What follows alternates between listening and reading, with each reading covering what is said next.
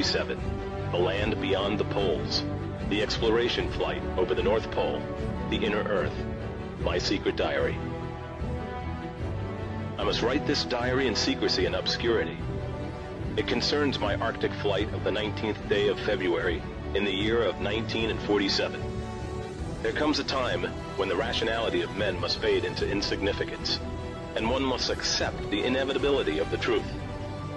I am not at liberty to disclose the following documentation at this writing. Perhaps it shall never see the light of public scrutiny. But I must do my duty and record here for all to read one day. In a world of greed and exploitation of certain of mankind, one can no longer suppress that which is truth. Flight log, Base Camp Arctic. February 19th, 1947. 0600 hours. All preparations are complete for our flight northward, and we are airborne with full fuel tanks at 0610 hours. 0910 hours. Vast ice and snow below.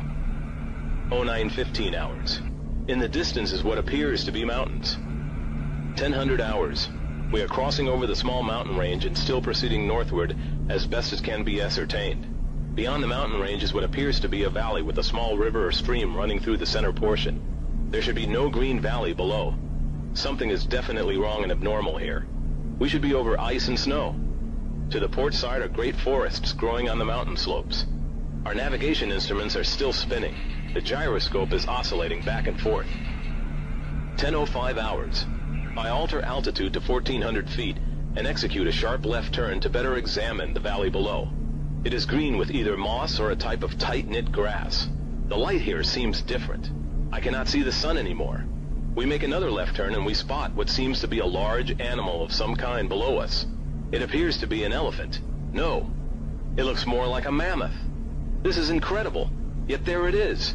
Decrease altitude to 1,000 feet and take binoculars to better examine the animal.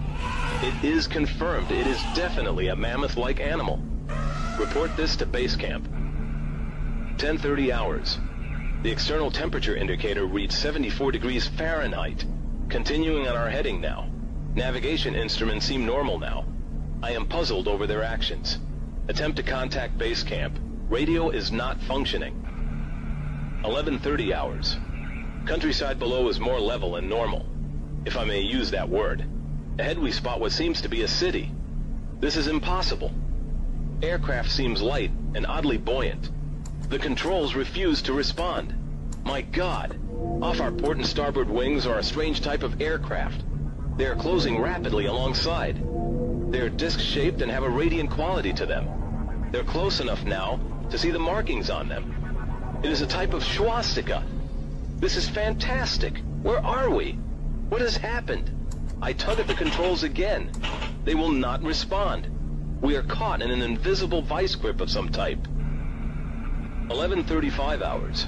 Our radio crackles and a voice comes through in English, with what perhaps is a slight Nordic or Germanic accent. The message is, "Welcome, Admiral, to our domain. We shall land you in exactly 7 minutes. Relax, Admiral. You're in good hands." I note the engines of our plane have stopped running. The aircraft is under some strange control and is now turning itself. The controls are useless. 11:40 hours. Another radio message received. We begin the landing process now, and in moments the plane shudders slightly and begins a descent as though caught in some great unseen elevator. The downward motion is negligible, and we touch down with only a slight jolt. 11:45 hours. I am making a hasty last entry in the flight log. Several men are approaching on foot toward our aircraft. They are tall, with blonde hair. In the distance is a large shimmering city, pulsating with rainbow hues of color. I do not know what's going to happen now, but I see no signs of weapons on those approaching. I hear now a voice ordering me by name to open the cargo door. I comply. End log. From this point, I write all the following events here from memory.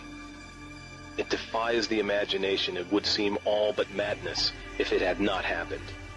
The radio man and I are taken from the aircraft, and we are received in a most cordial manner. We were then boarded on a small platform-like conveyance with no wheels. It moves us toward the glowing city with great swiftness. As we approach, the city seems to be made of a crystal material. Soon, we arrive at a large building that is a type I have never seen before.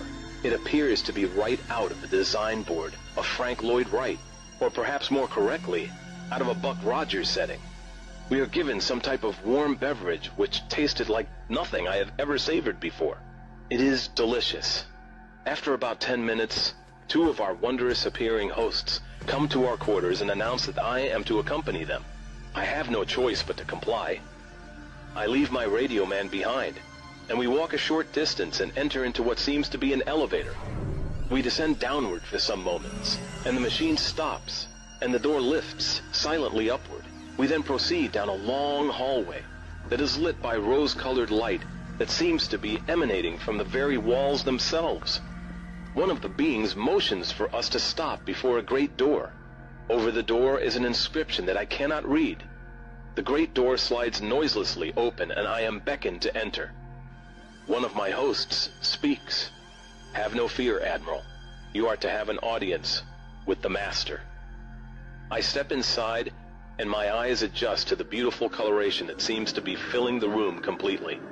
Then I begin to see my surroundings. What greeted my eyes is the most beautiful sight of my entire existence. It is, in fact, too beautiful and wondrous to describe. It is exquisite and delicate.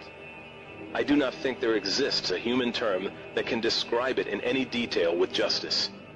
My thoughts are interrupted in a cordial manner by a warm, rich voice of melodious quality. "I bid you welcome to our domain, Admiral." I see a man with delicate features, and with the etching of years upon his face. He is seated at a long table. He motions me to sit down in one of the chairs. After I am seated, he places his fingertips together and smiles. He speaks softly again, and conveys the following. "We have let you enter here because you are of noble character, and well known on the surface world." "Surface world?" I half gasp under my breath. "Yes," the Master replies with a smile.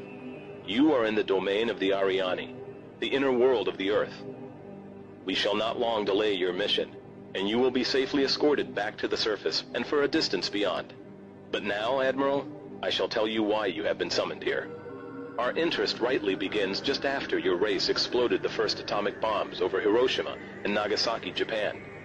It was at that alarming time we sent our flying machines, the Flugerods, to your surface world to investigate what your race had done.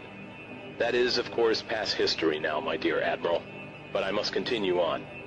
You see, we have never interfered before in your race's wars and barbarity, but now we must, for you have learned to tamper with a certain power that is not for man, namely, that of atomic energy.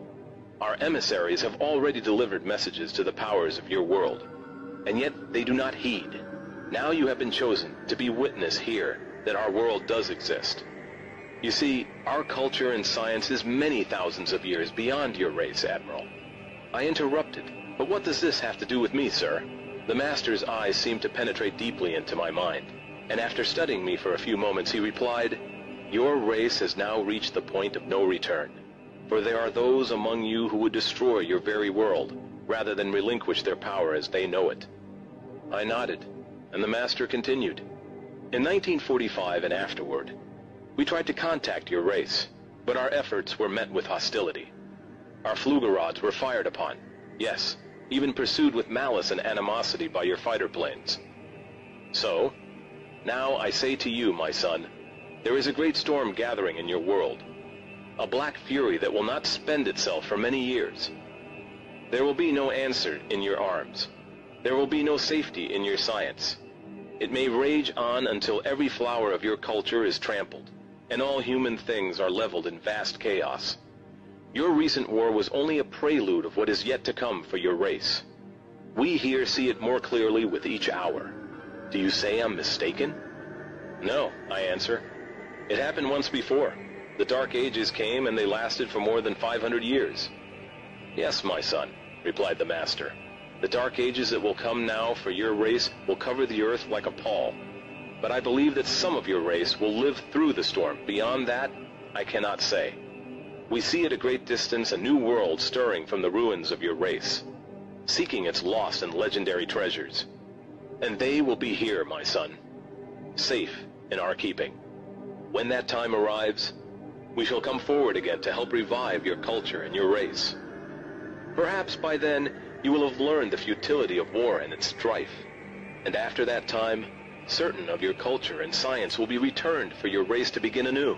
You, my son, are to return to the surface world with this message. With these closing words, our meeting seemed at an end. I stood for a moment as in a dream, but yet I knew this was reality, and for some strange reason I bowed slightly, either out of respect or humility. I do not know which. Suddenly I was again aware that the two beautiful hosts who had brought me here were again at my side. "This way, Admiral," motioned one. I turned once more before leaving and looked back toward the master. A gentle smile was etched on his delicate and ancient face. "Farewell, my son," he spoke. Then he gestured with a lovely, slender hand motion of peace, and our meeting was truly ended.